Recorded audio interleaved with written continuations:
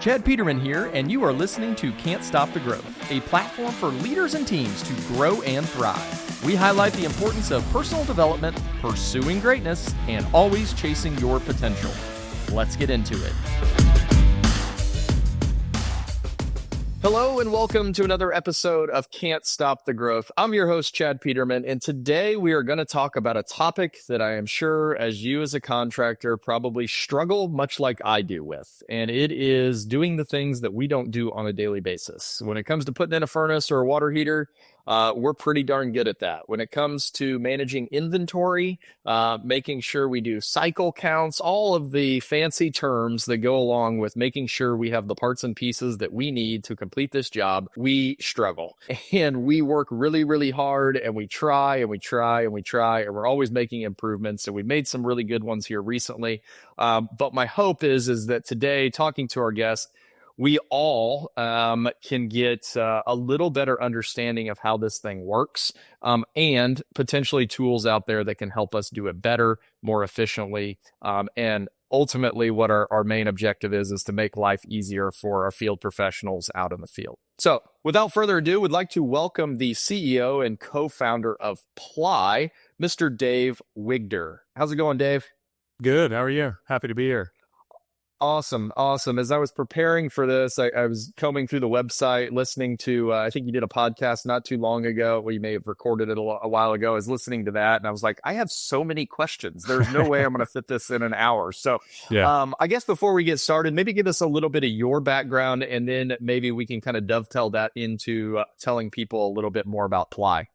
Yeah. I'll give a backstory. Also, my business partner and I, we're family as well. So we're cousins. So a little overlap with our backgrounds, and then that will feed into, how we kick Ply off. So, grew up in Jersey. I actually grew up around the trades. My dad was a mechanic. So, definitely grew up, around a lot of the, customers that we're working with on a daily basis. First one to graduate college, in my family.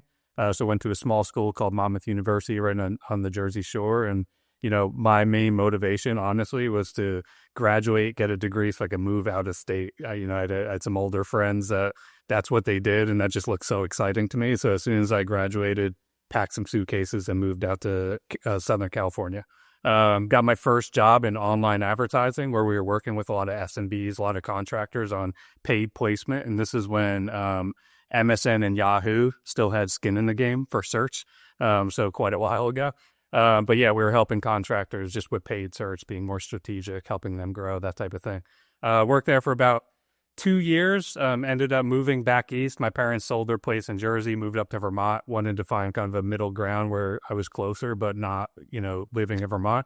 So found a job in Boston in the tech space. And at the time, my business partner / cousin Darian, he was wrapping up his degree from New Hampshire, and he moved to Boston as well. So we landed a handful of different jobs in the startup tech scene in Boston, and he ended up going to HubSpot when HubSpot was early on, so probably 70 or 80 people. And on the HubSpot platform, we actually kicked off a blog called The Service Coach. We were used to selling to SMBs and trades contractors, so really to give back. And this is when inbound marketing was still just a buzzword, kind of in its infancy. Kicked off the blog, and, we were really just giving back top 10 tips on how to manage a pay-per-click campaign, how to think about local SEO, that type of stuff. And before we knew it, we started to get people reaching out, wanting us to help them, right? And took on a couple customers on the side, which led to more customers. And before we knew it, we were able to generate enough revenue to basically go all in. And that's when we quit our jobs, started a little agency called The Service Coach, where we're really helping contractors with everything from pay-per-click management to SEO to blogging, landing page building. That agency evolved over time. We started to take on website projects, which led to e-commerce. And before we knew it, we're essentially a boutique full-service marketing agency. So what started just for the trades, we started to have all kinds of different types of customers, grew that to a certain point, and ended up just selling it to a bigger version of ourselves. After that, held product and design roles at a handful of different tech companies. And then fast forward to about 3 years ago, that's when Darian, my cousin, and we started to throw around ideas for new businesses. I was at Amazon on the last mile technology team, and he was at a consumer fintech company called Stash in the New York area. And we knew we wanted to work with contractors again, but we were trying to figure out what it was going to be. And, one thing that we would always see working with contractors in the past, they would get to a certain point in growth, whether it's like $1 million or $2 million in revenue, and things would just start to plateau. So we had a hypothesis going in, or all around cash flow predictability. What keeps these contractors up at night when it comes to cash flow, but we also didn't want to, we wanted to tackle something vertical that we could really sink our teeth into. If we didn't want to compete directly with, the service titans of the world and build a FSM, right? We wanted to really find something that we could go really deep with. And so did a bunch of customer interviews, customer development, just to kind of understand what keeps these contractors up at night. And one thing that stood out to us pretty quickly was the percentage of revenue that goes to material spend. We're talking to contractors where 20, sometimes 30, or even 35% of their revenue is going back to material spend. And we would look at those numbers and then look at how they're managing materials, not only like the lack of visibility in the warehouse and the trucks, but also the fragmentation on the purchasing side. And that's where we feel like we, really found our category of materials management. So built out some of the product, raised a small round of funding, and then quit our jobs and went all in and started on the purchasing side, really procurement software to help streamline communications between contractors and their suppliers, and then generate some traction, but then shortly after launched the inventory piece. And that's what told that full story of, know what you have, or inventory becomes that data source, right? And then once you have that data source in place, now you can make those better decisions. So that's where the story of know what you have, know what you need, and then know where to get it from kind of came in. And so from there, launched the product across those two major pillars. So on the inventory side, giving contractors full visibility of what's in stock in the warehouse, in the trucks, tracking movement of materials, which is really important, not only across stock locations, but stock location to job for job costing and things like that. And then on the purchasing side, really streamlining communications between them and their suppliers, making sure that when POs are generated, we're capturing that data back in and centralizing all that back into one system, especially when it comes to pricing volatility, making sure pricing updates are captured back in. And then through our integrations with some of the major FSMs, we're able to automatically adjust those prices back into their price book. Fast forward to now, we have about 320 customers. I would say probably 60% HVAC, electrical, plumbing, and then we have a variety of trades outside of that. And, we started on the SMB side, but we're definitely starting to move a little bit more upstream. Private equity rollouts, franchise rollouts, just because we found that these problems compound over time. Whereas you look at SMB that has $2 million in revenue and 3 trucks, for them, they're thinking proactively about the problem. They're like, how do I get ahead? I'm seeing the cracks. How do I get ahead of this before it becomes a much bigger problem? But then on the, 20, 30, 40 plus trucks, it's a huge pain point, right? And you're having to solve this problem retroactively. And at that point, it's a process change as much as it is a software change. So that's where we're at now, up to some really cool things with incorporating AI. There's a big play right now. We're pushing hard on the supplier side because, a lot of these distributors are trying to build value outside of price and build that stickiness. And so they're launching these VMI and consignment programs, which is something that we're trying to align ourselves with because we have that customer data. But otherwise, venture-backed business, raised a few rounds of funding, probably going to go out and raise another round of funding in the next 3 to 6 months. But yeah, really excited to be here. Thanks for having me on.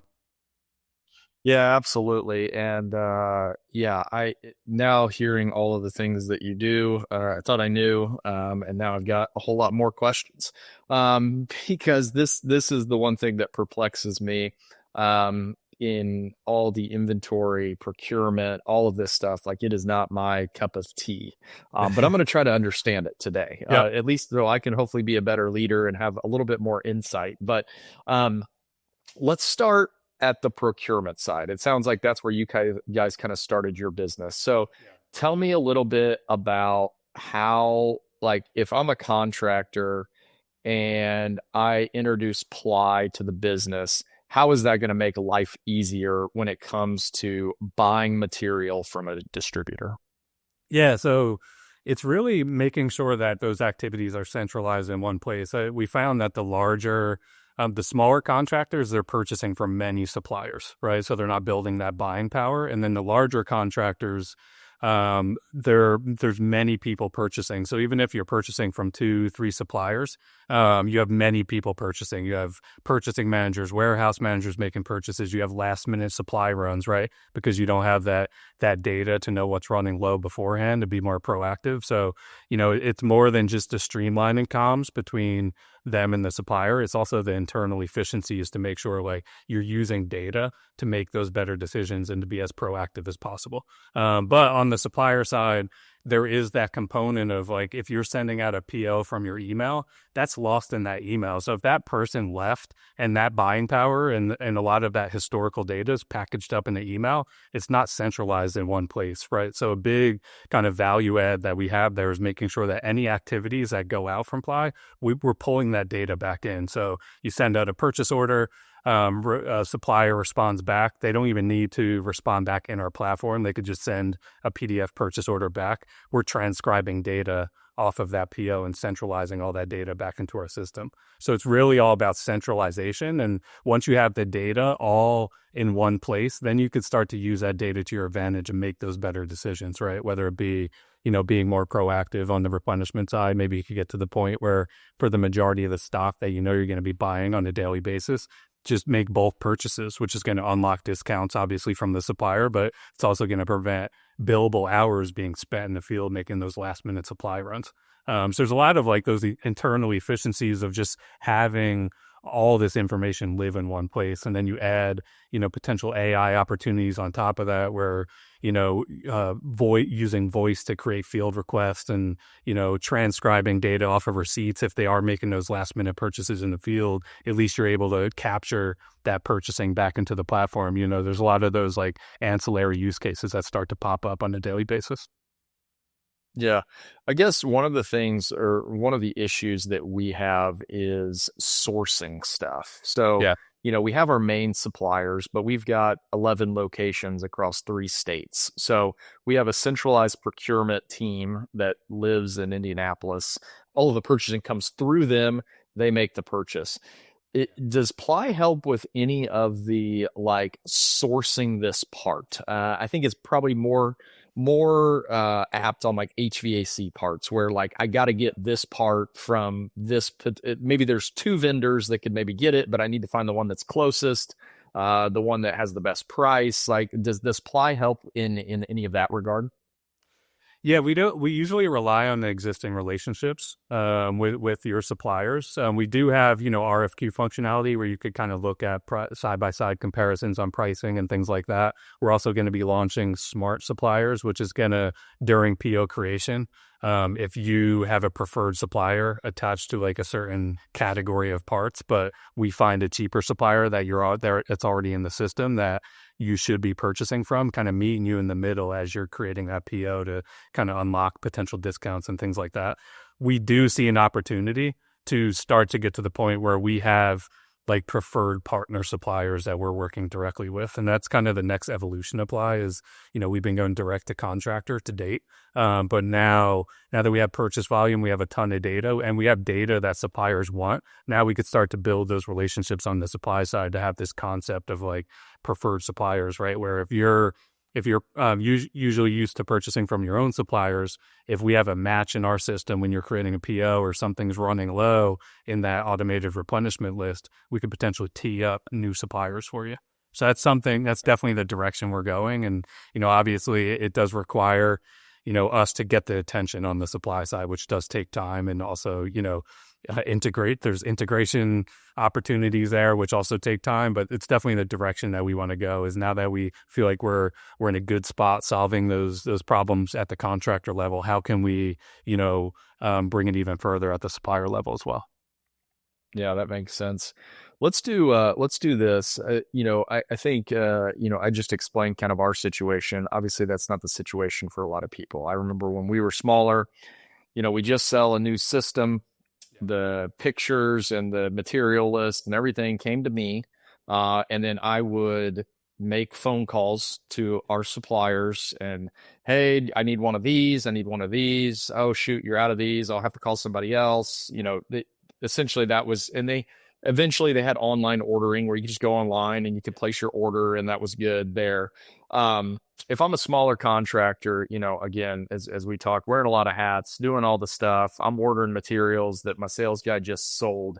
Like, am I living in ply, or is that just helping me? Like, kind of walk me through that scenario that I just explained. Like, what is the contractor doing, or Yeah. how does it make it hopefully streamline the process? Yeah, so for us, really having that baseline of stock is where you really start at. So having visibility of what's in the warehouse and what's in the trucks is key, because once you have that data in place, each stock location in Ply has its own rolling automated replenishment list. So we have smart mins and maxes where we use AI to basically automatically adjust mins and maxes over time based on historical data. So once those mins get hit, it's not only just the warehouse that's running on a replenishment list, it's each truck stock location as well. So each stock, we look at everything as a stock location. So each stock location is its own kind of mini control hub, right? So depending on the use case, if you're a contractor, it's all about interacting with your truck on like things like material to job allocation, where, that's where integration with the FSMs come into play. So Service Titan, House Call Pro, and Jobber, you're scanning those materials out, and then you could allocate it to a job you're assigned to. We automatically pull in, right? For back office, like warehouse managers, purchasing managers, if the owner's still kind of managing this process, it's all about the movement material. So making those transfers and those pick lists from warehouse to truck so the techs have what they need. But also, managing replenishment as a whole and managing those field requests as a whole. If the tech is out in the field, they're putting together field requests, sending it to the back office. Someone needs to manage that, right? So Ply ends up, even though we are integrated with Service Titan, House Call Pro, and Jobber, Ply ends up becoming a source of truth for all things materials and purchasing. And then we make sure to feed the data back to the FSM, especially the data that matters. So material to job allocation data, where you're scanning out what you're using. That data ends up back on the invoice, back into, a service time, for example. Same thing with price book data. So we're capturing, when you send out a PO and a PO comes back from the supplier, we're capturing that pricing data back in. That data is pushing automatically back to the FSM. So there's a lot of different use cases. They're definitely split between like field use, like the field tech is really using us as a tool to share that responsibility of material tracking in the field. Whereas like the admin use cases are all about running usage reports, movement reporting, managing replenishment lists, managing field requests, and then also managing their suppliers and purchase orders back and forth for their entire purchasing workflow. Okay, awesome. Yeah, I think Yeah. that's the biggest thing is how do we make this easier on the field techs? Like they signed up to work on furnaces, and yet we make them also be a warehouse attendant, Yeah. a purchasing agent, a dispatcher sometimes, call center. Like we're Yeah. asking to do all these things, and it's our real philosophy that anything we can do to make their life simpler, we Yep. will do anything and everything so that they can go be the best version of themselves for the customer. And Exactly. it sounds like what you guys are trying to accomplish is just that. Like, how do we create one centralized hub so that everybody's speaking the same language, and we're not, we're using like Teams and different stuff like that to send orders in. And it's like, this is the clunkiest thing I've ever seen in my entire life. Like, surely we can come up with something better.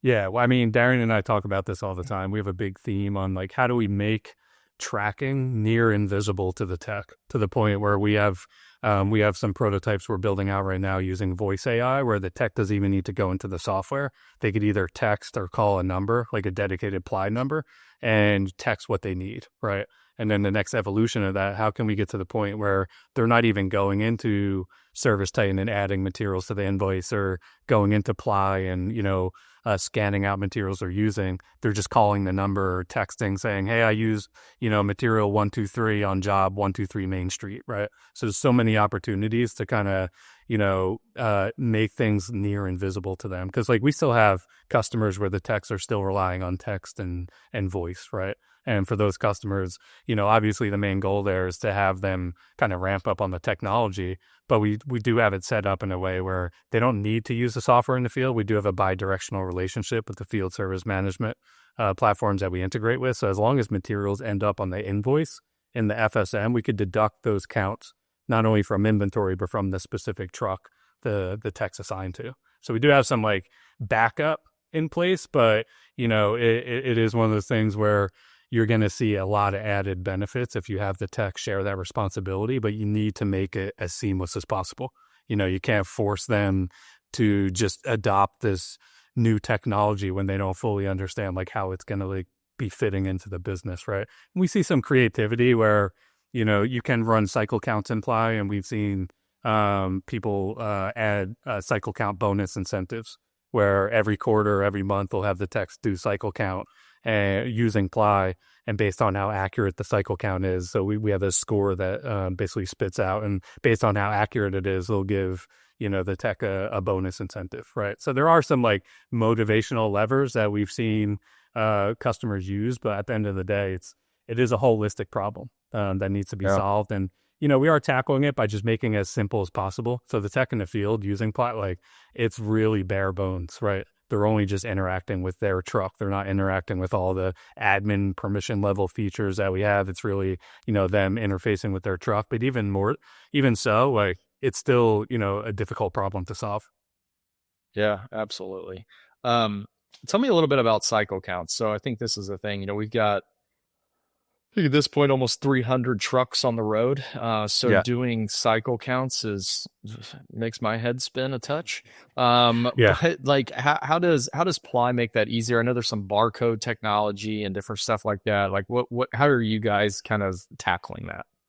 Yeah, we have advanced settings on the cycle counts where you can basically set it up where it's only 25% of stock, or you could say I only want certain categories of stock cycle counted, or you could do it based on price bands. So if you want everything that's like $30 and above cycle counted, because all materials tracked in Ply pull from the catalog, so pricing is visible to all materials, whether they're in stock or not in stock. So you could basically say, anything $30 to $100 on one cycle counted. So there are some ways to kind of speed things up, but it is one of those things where it's tricky because like you have to figure out the right time to do it. It's different when you have 3 trucks versus 300 trucks, right? Because you almost need to stagger it out, or like, is it a weekend thing where you buy them lunch and kind of, so there's definitely some logistical things that need to be figured out. But we try to make it as simple as possible, especially with those advanced settings where you don't have to cycle count everything. Or you can like split up maybe the senior tech cycle count just certain percentages of things, and maybe the more green techs, they're cycle counting everything until they get to the point where they're in a much more accurate percentage on what Ply says versus what their actual count says. For sure. So I guess what would be good, maybe insight, is if anybody is, in kind of my shoes of, this being kind of a foreign thing, and how do we do this efficiently? And God, I really don't want to focus on this. I know it can save me money, but it just seems like a thing. Well, I guess from your customers, like, you said you had a little over, I think, 300 and some odd customers right now. Like, what kind of feedback are you getting from them of like, hey, these are like oh my God, I can't believe this. Like, what are some of the things that you're hearing from your customers? And I guess maybe I think that'll give like listeners a little bit of insight into like, what could this solve for, or what could be a problem that I don't even know is a problem? Totally. Yeah. And the 3 main value props we try to align ourselves with, one is just full visibility. And usually that's where the admin time savings comes in. So if we could kind of create those efficiencies and make sure data is flowing into one place, that's going to save, admin hours, 5 to 10 hours per week per whoever is handling this, right? Purchasing managers, service managers, ops managers, whoever, warehouse managers, whoever it may be. The other one that has been coming up a lot recently, especially as we move more upstream, is the billable hours problem. When we talk to customers and we're, doing discovery calls, we try to understand like what keeps you up at night. And one of the big problems is like, I don't want my techs going to supply house, like they're mid job and they're going to supply house. And, if you have 10 techs, and each tech is making 2 to 3 supply house runs, which we hear per week, which we hear all the time, right? And each one of those runs is taking upwards of like 30 minutes to an hour, and you multiply that across the number of techs over the course of a year. And that's, potentially 6 figures of lost revenue by not having your techs be more billable, right? And then the last piece, just through like general visibility, is dead stock. that's that, we do on-site services as well, where we go on site and help customers get set up, where we basically spend time with them. We'll do initial counts in the warehouse, get things barcoded side by side with them, and then do a lot of training in person. And just through that alone, we'll identify tens of thousands of dollars of just dead stock, right? Or potential stock that is eligible for like buyback programs from suppliers. So those are kind of those three buckets of value props that we try to align ourselves with. And I think what determines success versus, maybe a little bit more slower to implement is having that internal champion. And usually that champion, this is why, we try to, we start to see the problems or start to see a lot of value with contractors where they have like 3 or 4 trucks and up, right? Because at that point, even if it's an office manager that's kind of wearing a bunch of different hats, like office manager slash wife of the business or warehouse manager, as they're the champion. And having that internal champion really makes or breaks like how successful this is going to be. Because, as I mentioned before, it's a process change as much as it is a software change. And so you almost need to form a process around what you're trying to do. And then Ply is going to complement that process. So, having that internal champion, we hear that all the time from customers like, hey, just like, we've been slowly implementing, but we just hired a warehouse manager and things are like really picking up. We want to add on 5 more trucks, right? Because some people they'll start a little smaller and just kind of get things in a good spot and then ramp up from there. So by far, I think that's one of the most important pieces is understanding it is a process change, and then having that internal champion to help drive that process forward is invaluable. Yeah. No, that makes a lot of sense. Tell me a little bit more about this barcoding thing. So, and maybe you can help me. It's probably something stupid that's just a roadblock for me that I can't figure out. But in pretty much all the trade lines, it would be great if everything was in a nice, 4x4 box that we could put a little barcode on and it'd be great. But a lot of the stuff we use, as you know, is small and it's fittings and connectors and this and that. Like, how do you guys work to solve? And it may be one of those things where it's like, well, yeah, that's kind of the crappy part of some of the stuff. But what's your how do you guys think about that? Yeah, it is a hard part, and there's a lot of low-hanging fruit there. Like, obviously, if it's fittings, you throw them into a bin for same-size fittings and create a Ply barcode and slap the barcode right on the bin, right? Or for the trucks, a lot of our techs, they prefer to just print out a binder of Ply barcodes that represent all the SKUs in their truck, so they're not, trying to crawl around their truck and scan things in and out. They just have this binder where they're scanning, things in and out. So there's a lot of that. I think for us, we also have a many to one a barcode to material relationship. So you could have many barcodes. So if you have existing manufacturer barcodes on boxes and things, you could import those into Ply. So we're not trying to recreate the wheel. We could import those in. You could still use those to kind of track materials in and out. The other thing we have is kitting.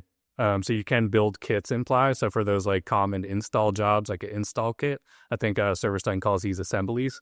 You could basically create a kit and it tracks to one main barcode to transfer that entire kit.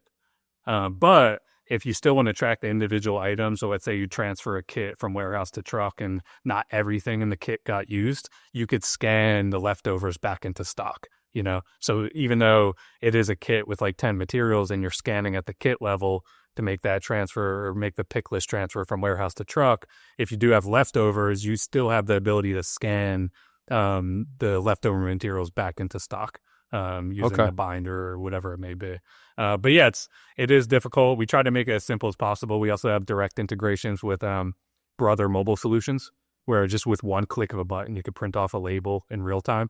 So, when we do on-sites or for our larger customers, we'll ship out, handful of Brother printers for them to kind of create those barcodes. But I think it really starts with organization, making sure that things are binned up properly. To your point, some of those fittings, they do get out of hand, but they're also pretty expensive in regards to the potential value you have in stock of them, right? So making sure they're organized in a certain way, usually using bins and things like that, definitely help on the organization front. We're not magicians.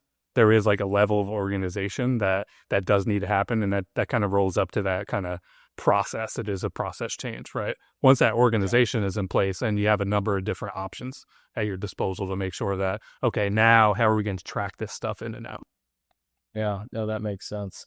Um, we talked a little bit about the technician, about how, he can, kind of utilize Ply to make his job easier. Is there any other things that Ply does that you would say, yeah, this is going to make your tech's life a hell of a lot easier than it is in it today? Yeah, I think the material to job allocation is really interesting. So a lot of times, especially for service tying customers, they're going in at the invoice level and one by one adding materials that they're using in the field. Once they see how easy it is to do and apply, because like if you think about it, it's almost like building a checkout cart, like on Amazon, for example. They're just scanning off of a binder what they're using and then just choosing the job that we automatically pull in. And we only pull in jobs assigned to that specific tech. All they have to do is choose that job and click one button and those materials transfer back to the invoice and service titan. So once they see, like, it's like those small things, once they see how easy it is to use, they're like, oh, well, this is a no brainer. Like I'm already doing this anyway in the field using service titan, but now I could use Ply instead. And there's integration in place and it's way easier to do that tracking. Right. And that's where those benefits start to come into play of keeping track of like potential dead stock, right? Like if you're transferring 10 materials to a truck but only 6 of them get used, a lot of times that those 4 leftovers sit as dead stock on the truck, and now you're replenishing back into the warehouse materials you already have on the truck. You just don't have that visibility, right? So that's definitely one of the key value props for them. I think the other one is just visibility, right? They're on the job, they identified the problem on the job site. They could just look into their truck inventory and see right then and there what their live stock is, right? Or if they don't have something, but another tech is down the street doing another job, they could actually, you can give them permissions to see what the stock availability, kind of view only stock availability is of that truck. Or the warehouse. They could say, yeah, I don't have these on the truck, but I'm only a couple miles from the warehouse. I could just drive back to the warehouse and pick it up in the warehouse versus make that supply run, right? And buy Yeah. materials that are already in stock. So there's that element. And then the big other piece that we're going to start to really throw, as I mentioned, voice AI on is field requests. So if they don't have what they need and they need to make that field request while they're in the field, being able to use text or voice to make those requests. So that's something we're working on now is how can we utilize AI to meet techs where they're at so they don't have to jump into the software. They could just kind of operate how they're already used to operating. Like we ran a survey the other day where 60% of the time text are texting field requests, or that's how they're communicating with back office as they're in the field as it relates to materials. So, if we could kind of meet them where they're at, so they're not having to jump into a platform, that's fine with us. But the benefit of back office is all that data is still flowing into our platform. Yeah. Is there any, and this may be like on your roadmap or something you thought about, or hell, maybe it does it already. I think the one thing for our procurement team that would be super beneficial. So typically the way our process works is if let's just use an HVAC tech, I diagnose the system, it needs a new blower motor. And because our procurement team they aren't technicians. So essentially we make the tech, before he even sells the thing, he's got to find it somewhere in the city. Like it's not a truck stock item. He doesn't have it in stock. It's a specialized motor that we're not going to carry on the truck. We're just going to go get from wherever. So we make him kind of call around. Well, I'm sure you've seen distributors. I love all our distributors. They're great people. However, they got a lot of people calling them. So they may wait on hold. Then you've got the variable of the counter rep, who may not know exactly what they're talking about. And so you've got all of these variables. So he finds it. He then has to go into the customer and say, hey, would you like to buy this blower motor? And they say, yeah. And then he has to send that to procurement. And he sent, this is where it's at. They've got one, so on and so forth. Order it for me.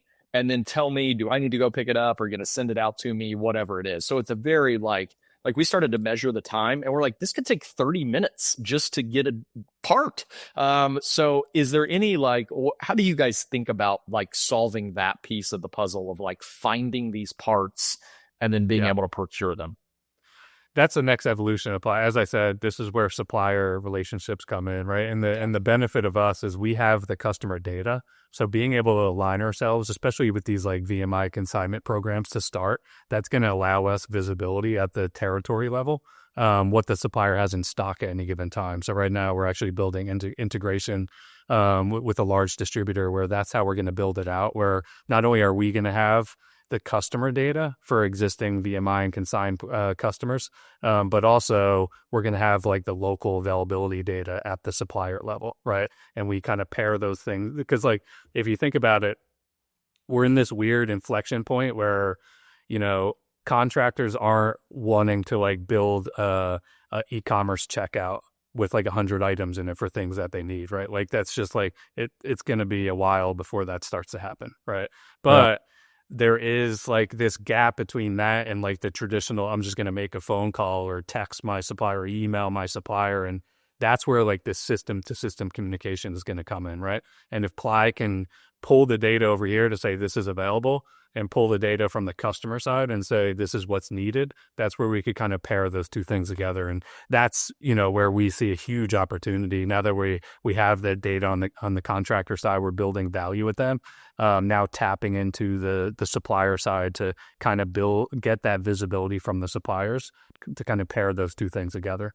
So that's going to be a big push for us. We have a couple pilots right now. We're mid integration with a handful of suppliers, but that when we raise our next round of funding, a lot of that money is going to be spent building out those workflows and building out those partnerships on the supply side. Because without them, it's going to be hard to gain that visibility. You know what I mean? So it's still going to benefit the contractor. That's always going to be our main goal, is to provide as much value to the contractor as possible. But if we can do that through partnerships with suppliers and make that value even better, that's one of the kind of key goals for us. Yeah, I mean, that would be huge. If I'm a contractor and I can say, hey, these are the 4 main suppliers that I go to for this stuff, and a technician's right there. He's got the blower motor in front of him with a serial number. He punches it in and it shows him, hey, yeah, there's one within 5 miles. It's here. Okay, perfect. And that gets shot over to procurement. They can start getting stuff ready. And we can it's crazy to think about, like, you're trying to cut out literally minutes of a process so that a tech can be like super efficient. We started adding them up and we're like, yeah, like I said, this could be half an hour just to like procure a $120 part. Like, there's got to be a better way. But you're right. Totally. It's that connection between the contractor. And I think too, a lot of contractors have put pressure on these distributors because there's a lot bigger companies now that are looking at problems. There's software like yours that makes our job easier. And then we look at the distributor and we're like, you guys are like back in like 94. Like, come on, man. Like, you're still printing off on the paper with the dots on the side, ripping those things off. Like, we got to, come on, let's move on. I mean, even on the VMI consignment side, it's one of those things where it's still pretty manual, right? Like they might have like a full-time staff. Like, not sure if you guys have like staff VMI consignment, but or you're doing VMI where a rep is coming out and counting shelves, right, and putting together orders on a monthly basis based on pretty stale mins and maxes that aren't fluctuating over time, and so tons of opportunities, but like these distributors, they're not tech companies, so it's hard, right? Because like they're also trying to make their own margins and they're trying to build that value outside of price, but they're not built like tech companies, right? And I think that's what's caught their attention, especially with us, is like if we have the customer data and they have this layer on the other side where they could see what's running low across their customer base, and then we also get the data from whatever they're using on the ERP side or inventory side for availability, we could start to pair all these things together, and that's where we pretty much become a hub between what's needed and what's available in the local area. Yeah, that's awesome. Dave, I know we're kind of running up on time here, and I want to be respectful of that. I guess 2 last things that I think would be beneficial to listeners, because I think everybody's thinking like, okay, I don't know the first thing about this. Like, what's this look like? Tell me a little bit about like, okay, I think this can benefit us. What does kind of like onboarding for a customer look like? Yeah. We phase it out depending on the size of customer, especially if it's like mid-market and above. As I mentioned, we offer on-site services, but really phase 1 is building out the catalog. whether that be reusing data from the existing price book, or a lot of times, we work with customers where they have like 10,000 or 20,000 items in their price book. And the next question we ask is, how many SKUs out of the 10,000 you're using? And they might say 800 to 1,200 SKUs, right? So depending on how clean the price book is, we could reuse a lot of that data. Or, what we've done a lot is have our customers reach out to their suppliers and pull usage reports, right? And we'll build out the catalog based on the usage reports. And the benefit of that is now all the materials being tracked in your catalog, there's a one-to-one communication layer between what you're calling them or what your suppliers are calling them. So when you're sending out POs, there's not these questions of like, what did you mean here, right? And then there's a back and forth because there's already that common language there. But either way, that's the first step, is to build out the catalog, right? And if we do come on site, obviously we help with that, because the on-site audit helps us capture outside the usage reports what other materials do we need to account for and create barcodes for and that type of thing. So step one is getting the data in a good place. Step two is the audit. So once the catalog's built out and we have a general understanding for the materials that they're touching, that's where you need to understand like what the quantities are, not only in the warehouse but across the trucks as well. So this is the step where it's like we do come on site and help as much as we can with this, but this is the biggest list, right? So when you ask me like what's the biggest challenge for implementation, it's taking the time to run those cycle counts, to your point, to identify what those baseline stock levels are. Because the third step is now building in the logic. That's setting up mins and maxes, things like that, setting up your suppliers, getting them all in the system. And then the fourth step is now that all the data is in a good place, now we'll make sure that if there are opportunities, so we do integrate with a handful of suppliers right now. So if there are opportunities to build out those supplier integrations, we'll do so. We'll get people locked in on those. Otherwise, it's making sure that we're kind of dialing up and cleaning up the data as much as possible.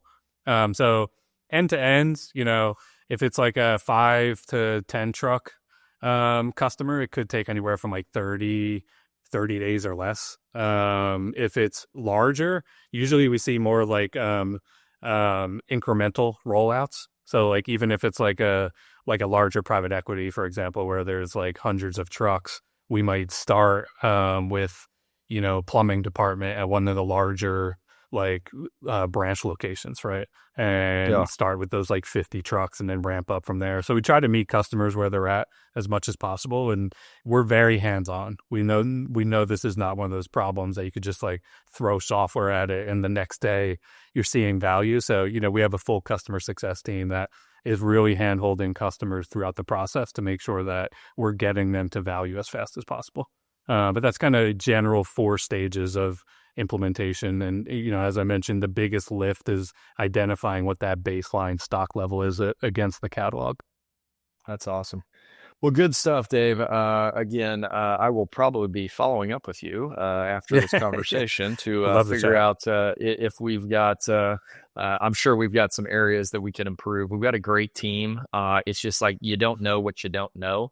And Totally. trying to connect the dots is sometimes hard because, they've never been in the field, and it's trying to create this like relationship where everybody's helping everybody, not like, oh, well, the tech did it wrong, so we can't do our job. And it like trying to bridge that gap so that everybody's working together, I think is important. Absolutely. Dave, what's the best way? Like if people are interested in learning more about this, if it could help them, what's like the best way to get a hold of you guys? Yeah, getply.com is our website. We also have a YouTube channel. I believe it's Ply Inventory. So we have a bunch of videos in there. My business partner Darian's in warehouses a lot, obviously, because we do these on site. So he recorded a hands-on training in the warehouse. There's product tutorials, things like that. But yeah, getply.com. That's our main website. You could book a demo. We try to take a more consultative approach because again, this is the pain really needs to be felt to create that motivation to adopt something like this. So we try to uncover like where those pain points are and take a more consultative approach on the demos that we offer. That's awesome. Well, Dave, I really appreciate the time. I know I've learned a lot. I've got a lot of notes here that I'm going to take back to the team. And I'm sure listeners have gained some knowledge into, again, like we said at the outset, it may be an issue that you don't know what you don't know. And you Totally. may be losing money and it may be going out the door, and you're just not sure. And I think this is a really cool product that could help people kind of recapture some of that revenue that they've generated, but yet they're losing out the bottom of that funnel. So really appreciate the time. Thanks a lot. Listeners, definitely check this out. If inventory and procurement is an issue for you, I'm going to guess it maybe is. I haven't met anybody where they're like, yeah, we're the masters at this. But yeah, really appreciate the time, and thanks for being on. Thank you so much. Thanks for tuning in. If you'd like to connect with me personally, you can find me at chadmpeterman.com. To see what our team's up to, you can visit petermanbros.com. Don't forget to check out the YouTube channel and consider joining the CSTG arena. As always, keep growing out there.